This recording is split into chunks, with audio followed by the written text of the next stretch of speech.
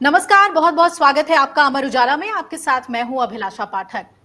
भारत और पाकिस्तान के बीच जिस तरीके के हालात बने, उसके बाद अब शांति जैसी स्थिति तो बनी है और पाकिस्तान को हर तरीके से भारत अ, जिसे हम कह सकते हैं कि कूटनीति के ज़रिए या फिर अपने जितने भी स्ट्राइक्स हमने किए उसके ज़रिए उसे समझाने की कोशिश कर दी है कि आतंकवाद का प्रायोजन और नहीं चलेगा। लेकिन इन सब के बीच एक जो चर्चा सबसे ज़्यादा रही कि ये सीज़फायर दरअसल इसलिए हुआ क्योंकि न्यूक्लियर हमले का डर था और इतना ही नहीं, भारत के एयर स्ट्राइक्स जो हुए पाकिस्तान के ऊपर, जिसे पूरी दुनिया अब मान रही है, उसके केंद्र में ये रहा कि एक ऐसा साइट जहां पर पाकिस्तान ने अपने न्यूक्लियर मटेरियल रखे हुए थे, वहां पर भारत ने हिट किया और वहां पर रेडिएशन हो रहा है, लीकेज हो रहा है।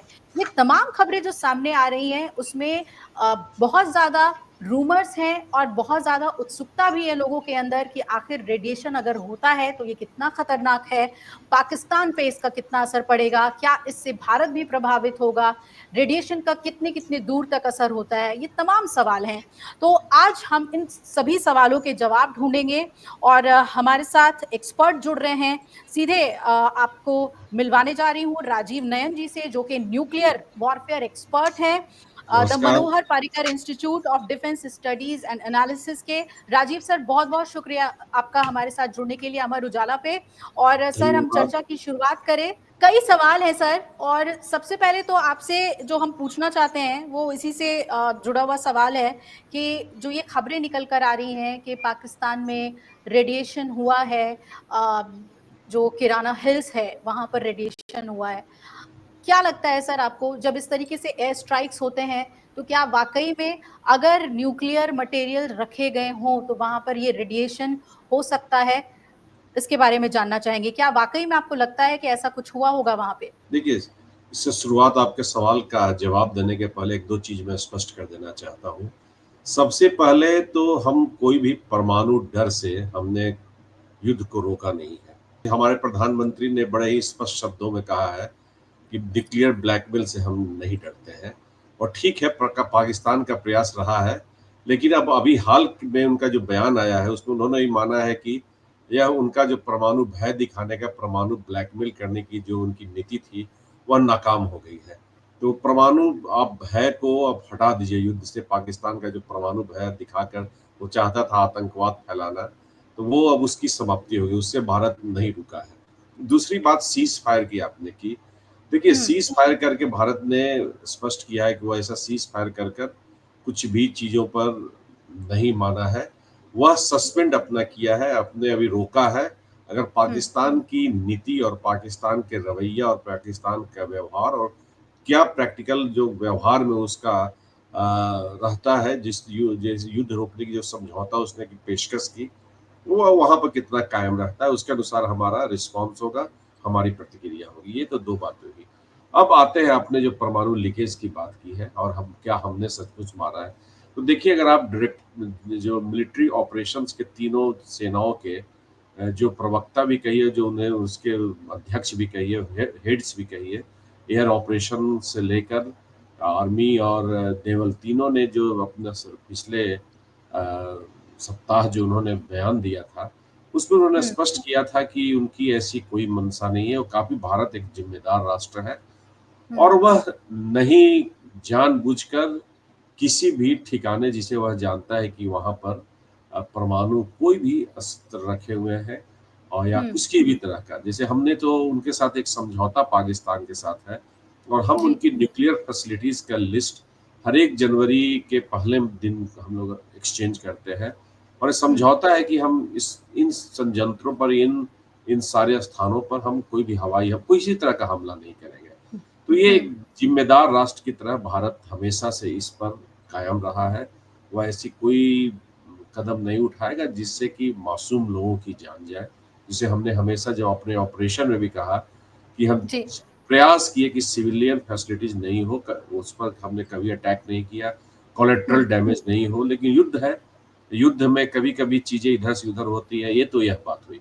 भारत हम्म। की यह मंशा नहीं थी कि उन्हें उन पर हवाई हमला करके और उन्हें किसी तरह का रेडिएशन का उनके बाकी जनता चाहे बाकी लोग जो आसपास रह रहे हैं उसमें दूसरे देश के भी नागरिक हैं उन लोगों को किया जाए।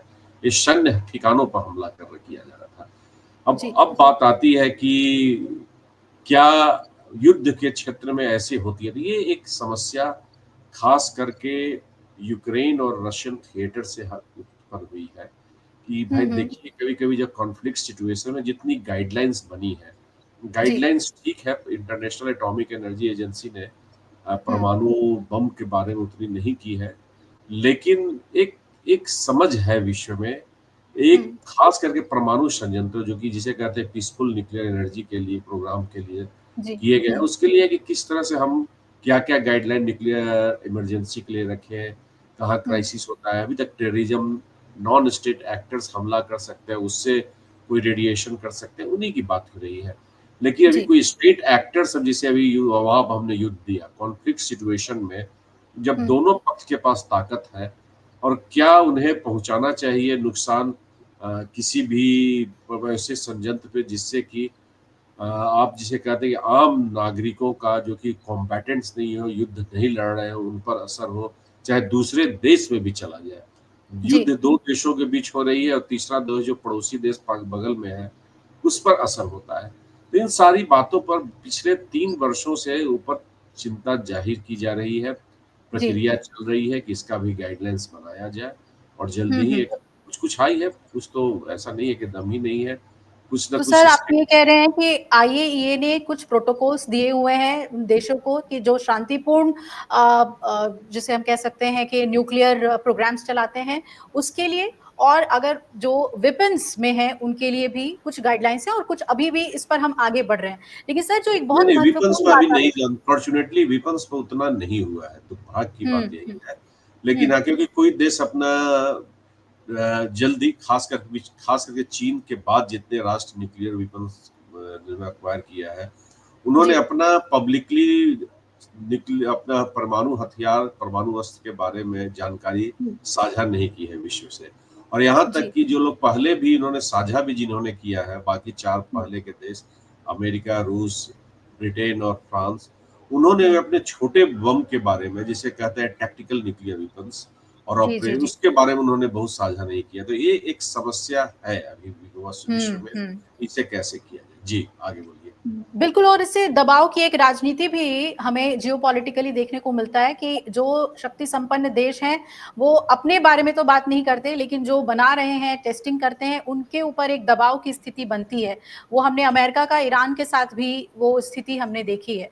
सर, सवाल एक बहुत महत्वपूर्ण ये है जो आपने हमें बताया कि जो गाइडलाइंस है आईएईए के मुताबिक, उसमें जो देश हैं वो शेयर करते हैं अपने वो स्थान जहां पर उनका न्यूक्लियर सेटअप है। तो ये जो किराना हिल्स है सर, इसके बारे में क्या पाकिस्तान ने हमसे जानकारी साझा की है? क्योंकि आपको याद होगा कि वायुसेना के प्रेस कॉन्फ्रेंस में जब किराना हिल्स को लेकर सवाल पूछा गया था पत्रकारों की ओर से, तो भारती जी ने कहा तब कि हमने वहां पर कोई अटैक नहीं किया और हमें इसकी जानकारी नहीं है, और अगर आप कह रहे हैं कि वहां न्यूक्लियर सेटअप था तो ये जानकारी हमें आपसे मिल रही है। महत्वपूर्ण बात है। देखिए पहली चीज है कि हम दोनों साझा कर रहे हैं अपने जो पीसफुल न्यूक्लियर प्रोग्राम्स के शांतिपूर्ण जिससे हम परमाणु जो कार्यक्रमों को में हम क्या-क्या करें उनके संयंत्रों को उनको हम साझा कर रहे हैं। कोई भी जो परमाणु बम या उससे संलग्न हो या कहिए परमाणु बम जहाँ रखे गए हैं, स्टोरेज है, उनको अभी दोनों देश साझा नहीं किए हैं। और जिस समय 9/11 की घटना घटी थी और बाद में यह भी एक आशंका विश्वव्यापी आशंका थी कि परमाणु बम पाकिस्तान का आतंकवादी ले जा सकते हैं, इस्तेमाल कर सकते हैं।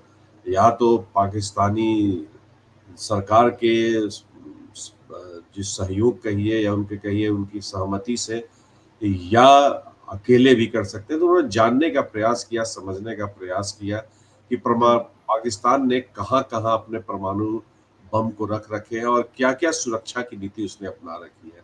लेकिन ऐसा है पाकिस्तानी राष्ट्र का और पाकिस्तानी राज्य का चरित्र है, तो उसे धोखा देने की आदत है। तो जी उस समय अमेरिकन्स को आया कितना दिखाया बाद में जब अमेरिकन्स वापस गए तो उनके कुछ पुस्तक भी आई है, कुछ लेख भी आए हैं, कुछ रिपोर्ट्स भी आए थे, उसमें दिया था कि सबको मालूम था कि पाकिस्तान झूठ बोल रहा है, वो पूरी सच्चाई नहीं दिखा रहा है, पूरी तस्वीर नहीं उपस्थित कर रहा है। तो अमेरिका जैसा राष्ट्र भी उससे धोखा खाते रहा है और मानता है कि धोखा कर रहा है।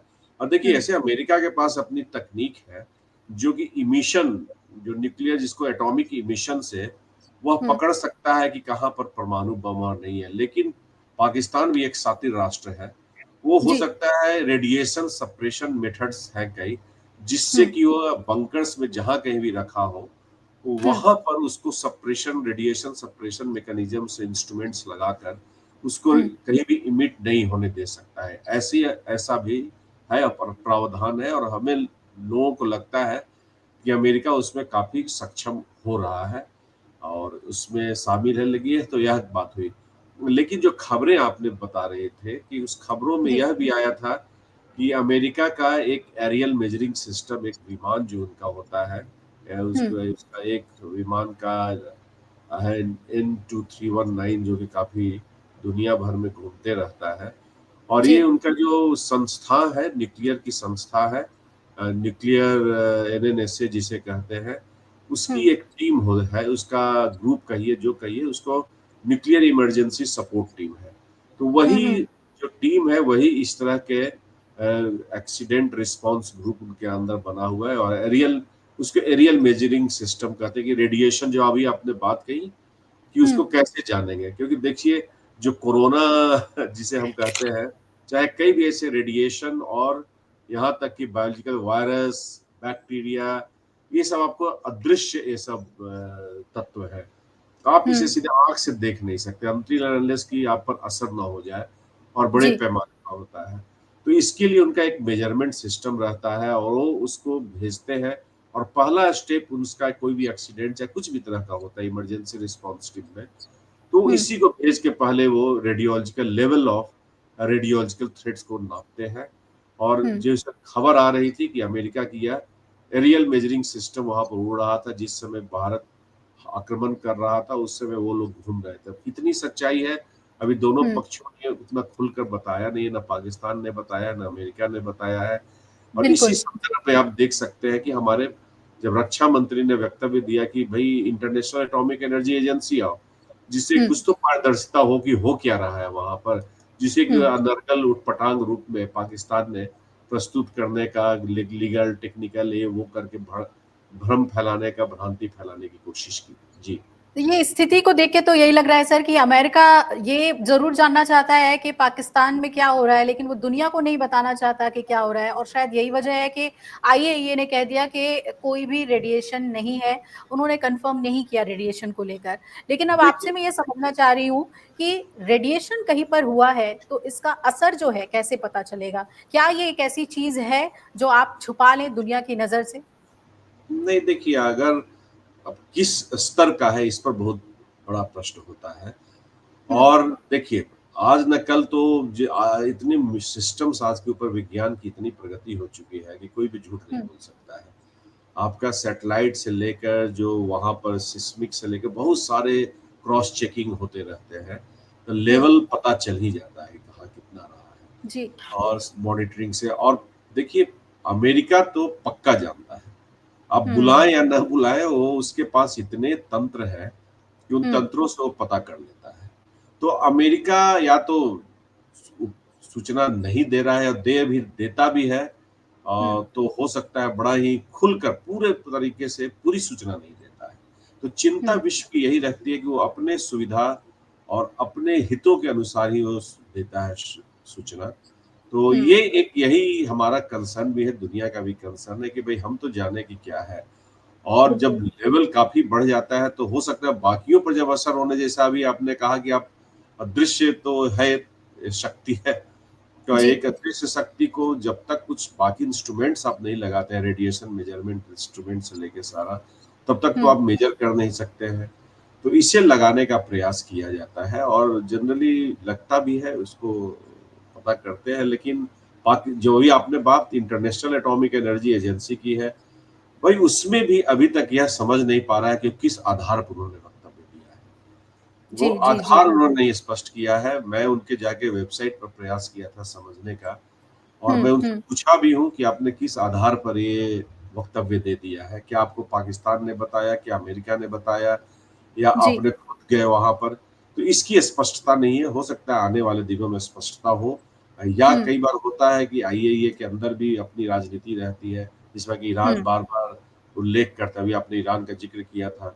ईरान जी। उल्लेख करते रहता है कि जो वो रिपोर्ट पेश करते हैं हमारे बारे में, उसकी सूचनाएँ कहाँ से उन्होंने इकट्ठा की, उसके बारे में उनकी पारदर्शिता नहीं है, उनकी मेथोडोलॉजी नहीं पता है। तो आपको ना कोई मेथोडोलॉजी तो बताना ही होगा, जिसके आधार पर आपने एक एक स्टेटमेंट दिया है, एक ऑब्जर्वेशन दिया है।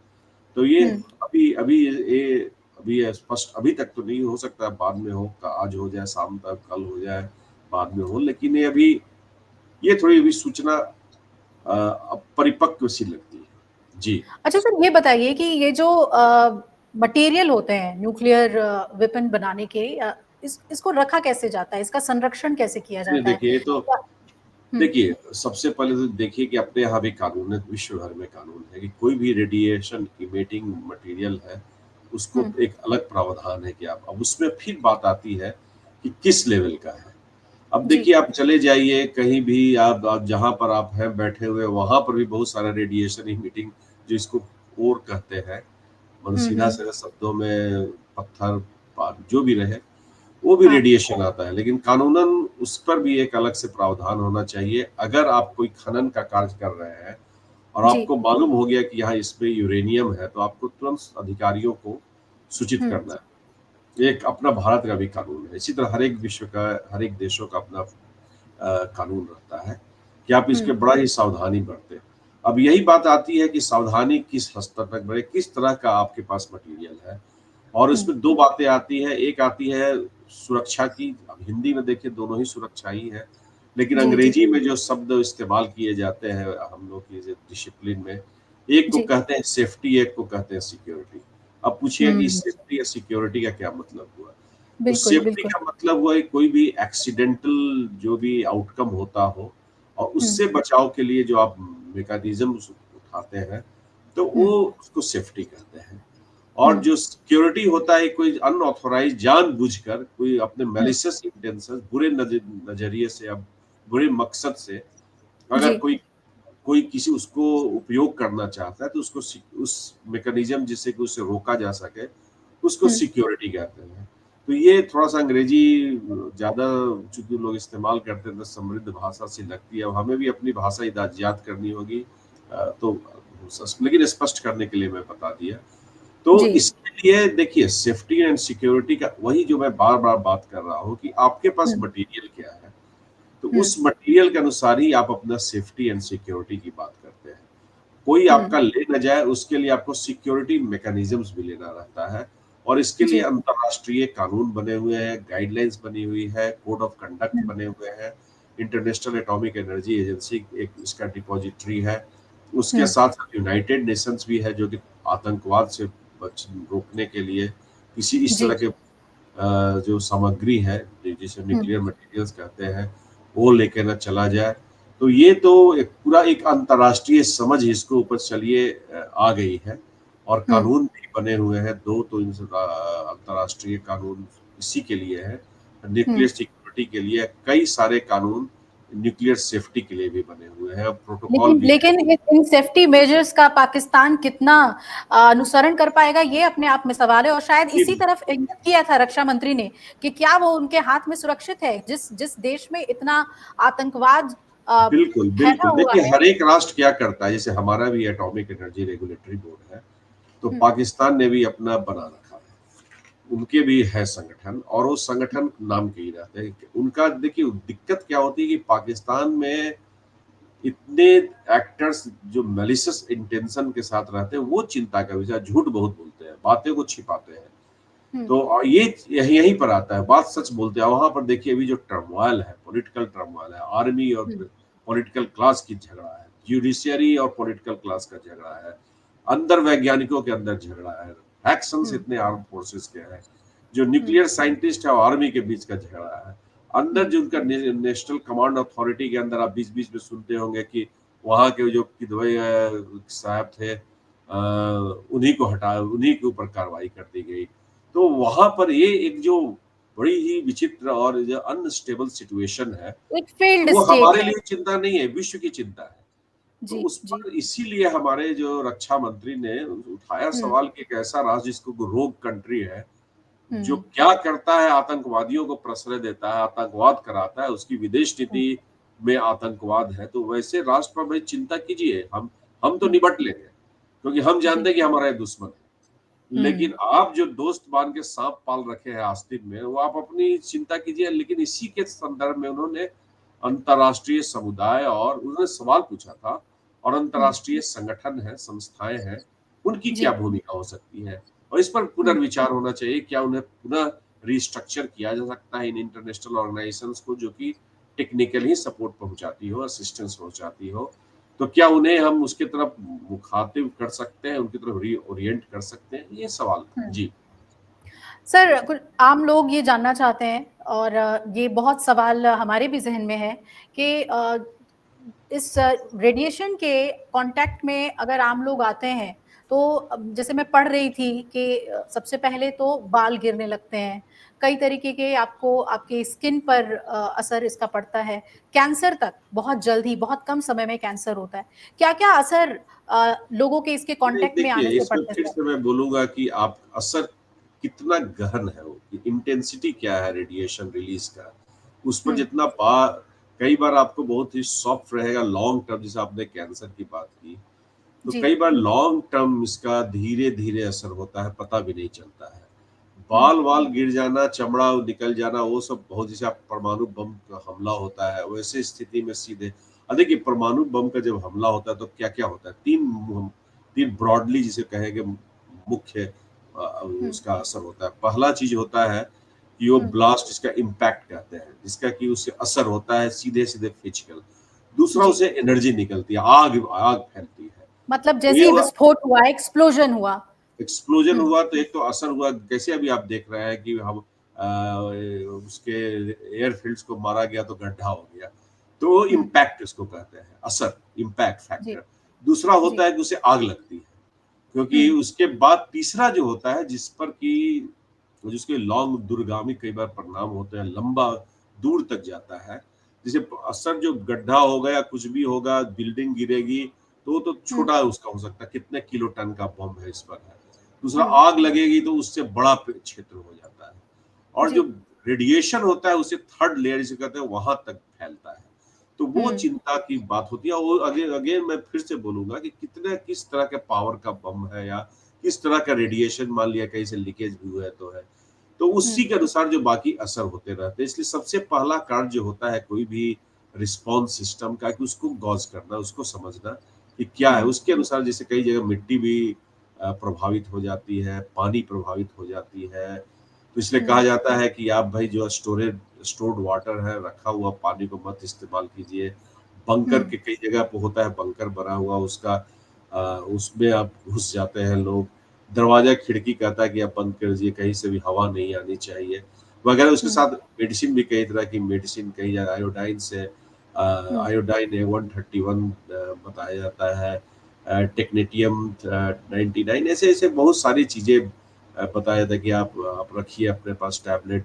तो उसका हुँ, है कि आप किस, अगेन होता है कि आप बहुत जगह पर जो आपका कैंसर का इलाज के लिए भी कई चीजें इस्तेमाल की जाती है, कोबाल्ट 60 वगैरह। अब जी, सारी चीज अगेन डिपेंड करते हैं कि आपका कहाँ कैसे करना है। और हुँ, हमारी भी जो एनडीएमए है, नेशनल डिजास्टर मैनेजमेंट अथॉरिटी, जी, एईआरबी के मदद से उन्होंने एक पूरा गाइडलाइंस तैयार किया। 170 से ऊपर पेज का उनका गाइडलाइंस बहुत दिनों से है, और समय हुँ, समय पर इसमें संशोधन मैं आशा करता हूँ कि वो करते रहते हैं। और ऐसे उनका निर्देश भी है कि करते रहने को, कि नई नई क्या तकनीकी है, तो इन जी, सारी चीजों को।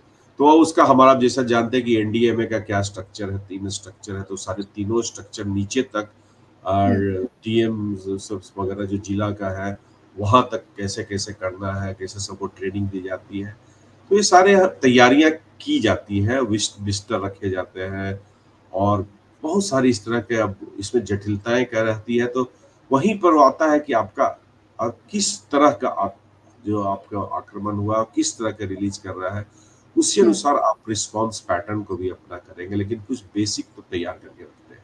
जी सर, ये तो आपने हमें बताया कि बहुत सारी गाइडलाइंस हैं और बहुत लंबी चौड़ी गाइडलाइंस हैं उसके लिए, लेकिन मान लीजिए कि अगर रेडिएशन हो गया है तो क्या फौरन उसको कंट्रोल करने का कोई मैकेनिज्म है, या फिर देखिए ये एक उसको ऐसी देखिए तो विनाशकारी थोड़ा चीज है कि जी जी जी, उसको तो डाइल्यूट जनरली करने का प्रयास किया था, हवा वगैरह से हटाकर। अब कहाँ पर हुआ है ये भी है, पानी में है, हवा में है, कहाँ पर है, बिल्डिंग है, तो उस पर उसी के अनुसार कार्रवाई की जाती है और साथ साथ लोगों को हिदायतें दी जाती है कि भाई आप ये सब सावधानी बरतें। लेकिन देखिए ये सब चीजें जब होती हैं तो एक असर को अपना थोड़ा मुश्किल ही रहता है, लेकिन उसको पहले ही वहां तक नहीं नौबत आए, प्रयास यही होता है, प्रिवेंटिव एक्सरसाइज ज्यादा होती है और इसके लिए काफी मेहनत किया गया है, चाहे वह हमारे सिविल सेक्टर्स का हो, जैसे पर शांतिप्रद क्षेत्र का हो या पर जहाँ बम रखा जाता है वहाँ हो, परमाणु बम का इस्तेमाल नहीं हमारे यहाँ हो पाए, इन सब के प्रति पूरी तैयारी भारत ने कर रखी है। जी और हमारे देखिए जिस तरह से उनका मिसाइल्स को दूर ही मार मार के हमने भगा दिया, जो एक शील्ड बन के तैयार हुआ, तो जी, इस हमें सुदर्शन आशंका चक्र है ऐसा कि चला कि कुछ भी जी कर नहीं पाया दुश्मन। एस कुछ नहीं, 400 इसलिए कि की आप वो किससे देखिए अभी अगर वो प्रयास करते हैं, इसलिए हमें हम्म, आश्वस्त रहने की आवश्यकता है, बहुत ही चिंतित और पैनिक में जाने की आवश्यकता नहीं है, बहुत ही घबराहट में रहने की बात नहीं है। वो हम्म, क्या क्या कर सकता है इसकी ड्रिलिंग की जाती है, गेम जी खेले जाते हैं, वॉर गेमिंग होती है कि अगर पाकिस्तान कहाँ तक जा सकता है, उसकी क्या क्षमता है और वो हम्म, क्या क्या बुरे से बुरी स्थिति, इसको वर्स्ट केस सिनारियो कहते हैं, वो हम्म, कर सकता है। तो उसकी पूरी जो भारत ने इसमें सबसे जो इसमें निकल के आया है, तो हम्म, निकल के आया है कि वह किसी तरह से हमारे दुर्गम कवच को भेद नहीं सकता है। जी जैसा ब्रीफिंग के समय हमारे सेना के तीनों सेनाओं के लोगों ने बताया कि हम्म, हम क्या-क्या हमने, अगर जैसे उन्होंने क्रिकेट का एग्जांपल दिया कि अगर लिल्ली फेल किया था टॉमसन मारेगा, अगर टॉमसन जी फेल जी किया जी तो लिल्ली मारेगा। हम्म, तो ये बिल्कुल पूरा एक जो स्तर बन रखा है, एक लेयर हाँ बन रखा है, सैम हाँ जिसमें सरफेस टू एयर मिसाइल से लेकर हर एक तरह के मिसाइल से लेकर शोल्डर फायर्ड जो मैन पैड्स हम्म, जिसको कहते हैं, वो जी सारी तैयारी थी वेव से। देखिए और एक है क्या, जैसे वैसे वहाँ पर उनका ड्रोन से, तो हमने एक लेख भी लिखा है, न्यूक्लियर रोल ऑफ ड्रोन, हमारे हम्म, जर्नल फॉर डिफेंस स्टडीज में छपा है। जी लेकिन अभी उनकी उतनी क्षमता नहीं हुई है कि ड्रोन की कि उससे परमाणु बम हमारे ऊपर मारे। लेकिन हम्म, मान लिया कि वो उधर आते भी हैं उनको लेकर, तो पूरी की पूरी क्षमता है कि उनको कहीं उधर ही ध्वस्त करके रख देगा लोग। और हम्म, इस बार हमने इसको दिखाया भी कि आप अंदर आ ही नहीं सकता, आपको उधर ही रोक लिया जाएगा, तोड़ के टुकड़े-टुकड़े करके उनके सारे हम्म, क्षमताओं को उन्होंने रख दिया। तो ये हमारी एक बहुत बड़ी सफल, जो कि आयरन डोम जो इज़राइल का है, वह भी जी असफल रहा था और हम्म, अमेरिका भी इस चीज़ को, उनकी रेथियन से सारी कंपनीज़ कहती हैं हम्म, कि हम 92% बैलिस्टिक मिसाइल इंटरसेप्शन कर सकते हैं। वह भी कंट्रोल कंडीशन में कि जब एक मिसाइल मारेंगे तो दूसरा मिसाइल जान रहा है कि आपके ऊपर आ रहा है, आप इंटरसेप्ट करने जा रहे हैं। तब भी उनका 8% लीकेज हो जाता है।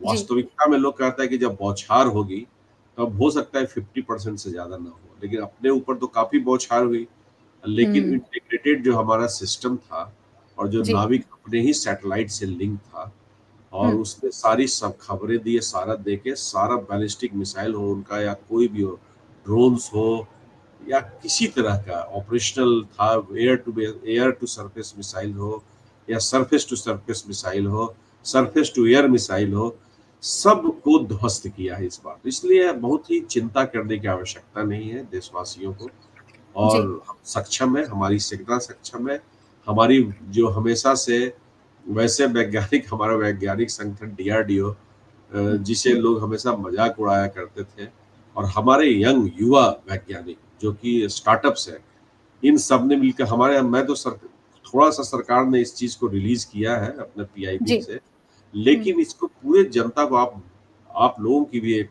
इसमें भूमिका होनी चाहिए। जी कितना बढ़िया हमारे अंदर के लोगों ने, हमारी वैज्ञानिक संस्था, हमारे युवा वैज्ञानिक जो स्टार्टअप से कर रहे हैं, उन्होंने किस तरह से देश की सुरक्षा के लिए योगदान दिया है और वो जो जी। उनका सिस्टम्स उन्होंने बनाया है वो हुँ, जनता जन जन तक जाना चाहिए। और युवा वर्ग जो बच्चे हैं हमारे स्कूल में और कॉलेज में पढ़ रहे हैं उनको उनको इंस्पायर करना चाहिए कि आप भी ऐसे यज्ञ में शामिल हो। और जी, देखिए बहुत ही अच्छा काम किया है, बहुत ज्यादा बातें खुलकर अभी नहीं आ रही है, ये बिल्कुल, आनी बिल्कुल। चाहिए, इसमें थोड़ी हुँ, बताना चाहिए लोगों को कि कितनी हुँ, कंपनी थी, किसने क्या-क्या किया, कैसे किया। इससे बहुत खतरा नहीं होता है, मैं नहीं समझता कि बहुत ज़्यादा खतरा होगा। इससे जी, हमारी वैज्ञानिक क्षमता और नया वर्ग, नया जनरेशन को न्यू जनरेशन को एक हुँ, इंस्पिरेशन मिलेगा कि हम भी कर सकते हैं। नहीं तो हम मान के चलते हैं कि बड़ी चीज़ें जी, हाईटेक हुँ, आइटम्स या तो अमेरिका से आएगी, इज़राइल से हुँ, आएगी, रूस से हुँ, आएगी, यूरोप से आएगी, जर्मनी से आएगी, फ्रांस से आएगी, यूके से जी, आएगी और हम कुछ कर ही नहीं सकते हैं। तो ये चीज को इन्होंने झुठलाया है। देखिए हमने परमाणु बम भी बनाया, बैलिस्टिक मिसाइल्स भी बनाया, हम पर कर्ब्स थे, पर कभी लंबी चर्चा हो सकती है। हुँ, लेकिन इस बार हमने ड्रोन तक उतरकर सरफेस टू एयर मिसाइल से लेके हमने अपना शील्ड भी जबरदस्त बिल्कुल बनाया जो सर। कि बाकी जी, देश बिल्कुल। आश्चर्य है।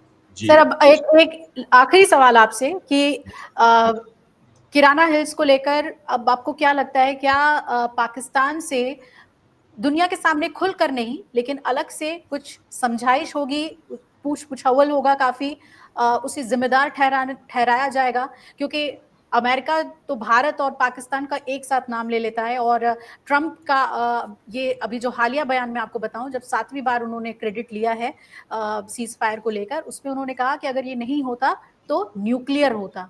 सिर्फ न्यूक्लियर वर्ड का उन्होंने इस्तेमाल किया है। तो ऐसे में आपको क्या लगता है कि पाकिस्तान को अब दुनिया में जवाब भी देना होगा? जी, बिल्कुल देखिए जवाब तो उनके उनके भाषा में बदलाव तो हर बार आते हैं। जब भी भारत एक कड़ा बालाकोट के बाद भी मैं तो हुँ, मॉनिटर कर रहा था उनका पार्लियामेंट्री प्रोसीडिंग्स और उनका जो जी, आईएसपीआर की ब्रीफिंग्स होती है। तो हुँ, जितना वो जिस गैर जिम्मेदाराना और धमकी भरा जो वक्तव्य दिया करते थे, हुँ, उस दिन बदल जाता है कि हम परमाणु संपन्न राष्ट्र हम कुछ कर सकते हैं। इस बार तो बदला सो थोड़ा कम बदला, थोड़ा उनके जो हुँ, प्रोपेगेंडिस्ट लोग को धोखे में थे। लेकिन हुँ, आज के दिन में विज्ञान है, सैटेलाइट्स है, वो आप सब भंडा आपका फोड़ देगा।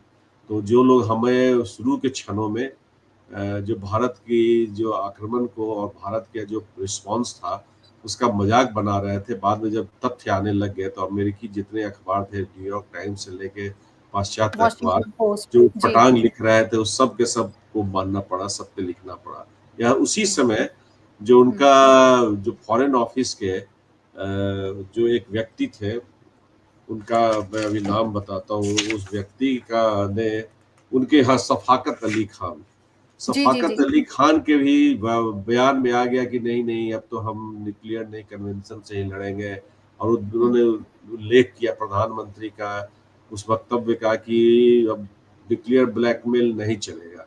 तो कहे कि हम हुँ, करना भी नहीं चाहते, आपसे उससे करेंगे। देखिए भाषा तो उनकी बदल रही है। अब तो बस कल का एक जो वक्तव्य आया है, अब वो जी, कह रहे हैं कि नहीं भारत से मैं एंटी टेरर खत्म करने के लिए बातचीत करूँगा और बाकी सारे मुद्दों को समाप्त कर दें। तो जो अनरिज़ॉल्व्ड क्या है आपका, वो पाकिस्तान ऑक्युपाइड कश्मीर को खाली करना है। बस बिल्कुल, अनरिज़ॉल्व्ड वही रह गया है मुद्दा और उसके बाद आप आतंकवाद को बंद करें। नहीं करेंगे तो जैसा आपको जवाब मिल रहा है पाकिस्तान ऑक्युपाइड कश्मीर में ही कार्रवाई नहीं होगी। कार्रवाई आपके इस्लामाबाद के बगल तक होगी। आपका पेशावर से लेकर आपका रावलपिंडी सब इस बार दिखा दिया कि सब हमारे अधिकार क्षेत्र में आ जाती है जब हम हमला करना शुरू करें तो। तो जी, इसलिए बिल्कुल, उन्हें बिल्कुल, समझ तो आ ही गई है। विश्व हुँ, भी देखिए अमेरिका को सब बात मालूम रहती है। तो अमेरिका हमें पूरा भरोसा है कि वहाँ पर देखिए डिवीज़न है। उनका जो सेंट्रल कमांड है वो जी, कुछ हद तक खरीदा हुआ है पाकिस्तान का। मैं यहाँ तक कड़ा बयान बयान दे रहा हूँ। हुँ, उस पर हुँ, पाकिस्तान का बहुत ज़्यादा प्रभाव रहता है। पैसिफिक कमांड जो है, वो हमसे मिलकर काम करता है। तो ये जो हुँ, सेंट्रल कमांड है, वहाँ के जो तत्व हैं, जो पुराने शीत युद्ध काल के, जो हुँ, पाकिस्तान के साथ मिलके और पाकिस्तान के कभी-कभी टुकड़ों पर उनके कई अधिकारी पलते रहते हैं। तो उन्हें अब ज़रा सोचना होगा। उनका देखिए एक बड़ा वर्ग जो विशेष करके जो शीत युद्ध के पश्चात का वर्ग है, वो पाकिस्तान के अंतर्राष्ट्रीय आतंकवाद को समझता है। तो वह अपनी एक अलग भूमिका निभाता है, लेकिन जो उनका पाकिस्तान समर्थन करने वाला एक वर्ग है, वो जी। उसमें अड़चन पैदा करता है, तो उस वर्ग को कमजोरी हुई ही होगी और हुँ, उनके भी थोड़े से होश तो आए ही होंगे। और हुँ, बाकी लोगों को, जो पाकिस्तान के, जो अमेरिका के जो सिनर एलिमेंट्स हैं, जो हुँ, समझदार लोग हैं, जो पाकिस्तान को समझते हैं, उसकी आतंकवादी भूमिका, उस पर उन्होंने खुद अमेरिका को परेशान किया। जब अमेरिका अमेरिका अफगानिस्तान में आया तो वहां परेशान किया उसे। वो लोगों को थोड़ा हावी होना होगा। अगर वो हावी नहीं होंगे जी। तो पाकिस्तान इस तरह का जो उनका नौटंकी है और राजीव उनका, ने सर, आप जो बात कह रहे हैं ये बात यूरोप के लिए भी उतना ही लागू है, और वहाँ के जो बिल्कुल, रक्षा बिल्कुल, एक्सपर्ट्स हैं बिल्कुल। वो भी ये बात कह रहे हैं कि यूरोप को और अमेरिका को स्टैंड लेना पड़ेगा आतंकवाद के खिलाफ, क्योंकि उसके जख्म को उन्होंने भी सहा है और कई देखिए अहम हम, बातें सर। जी, जी, आपने बहुत अच्छा बात बोली, जो मैं एक शब्द में खत्म करना चाहता हूँ। जी। हम पाकिस्तान के आतंकवाद से, उनके इस जिहादीपन से पिछले कम से कम 30-40 साल से तो लड़ ही रहे हैं। हुँ, और लेकिन अमेरिका और यूरोप को थोड़ा इधर नया-नया उनको चखना पड़ रहा है स्वाद इसका, तो वो हुँ, ज़्यादा भुगतेंगे। हमने तो तैयारी कर रखी है। अब तो देखिए पाकिस्तान का जो पूरी सैन्य क्षमता को भी हमने ध्वस्त करना क्या कर सकते हैं, ये हमने बता दिया। अमेरिका जी, धोखा खा गया। वो हुँ, ड्रोन पर ड्रोन मारते रहा, वो आतंकवादी उनको तंग करते रहे। तो अब हमने हुँ, भी सोच लिया है कि इन्हें एक, जो अभी हमारे रक्षा मंत्री ने कहा कि अभी तो यह ट्रेलर है, अभी पूरा खेल बाकी है। अगर पाकिस्तान ने इस तरह की हरकत की, तो हो हुँ, सकता है पूरी फ़िल्म दिखा दें अगली बार। तो हम ऐसे बिल्कुल। उम्मीद करते हैं कि नहीं हो, जी, लेकिन जब मजबूर जी। करेगा तो दिखाना ही पड़ेगा। जी। और एक ऑल पार्टी डेलीगेशन भी तैयार है जो अब कूटनीतिक लड़ाई लड़ने के लिए तैयार है। दुनिया को भारत अब ये बताएगा कि पाकिस्तान को सही करना, दुरुस्त करना क्यों ज़रूरी है और आतंकवाद को ख़त्म करना क्यों ज़रूरी है। राजीव नयन सर, बहुत-बहुत धन्यवाद आपका। ये जितनी भी तरह तरीके की खबरें छन-छन कर आ रही थी किराना हिल्स के रेडिएशन को लेकर, उससे जुड़ी हुई आपने कई अहम बातें बताई, और कैसे ये इम्पैक्ट करता है ये रेडिएशन, इससे जुड़ी हुई भी जानकारी हमने आपसे ली। आगे भी आपसे हम चर्चा करेंगे। बहुत-बहुत शुक्रिया आपका फिलहाल हमसे जुड़ने के लिए। धन्यवाद। धन्यवाद। अगर आप ये वीडियो YouTube पर देख रहे हैं तो हमारे चैनल को सब्सक्राइब कर बेल आइकन दबाएं और Facebook पर देख रहे हैं तो हमारे पेज को लाइक करें।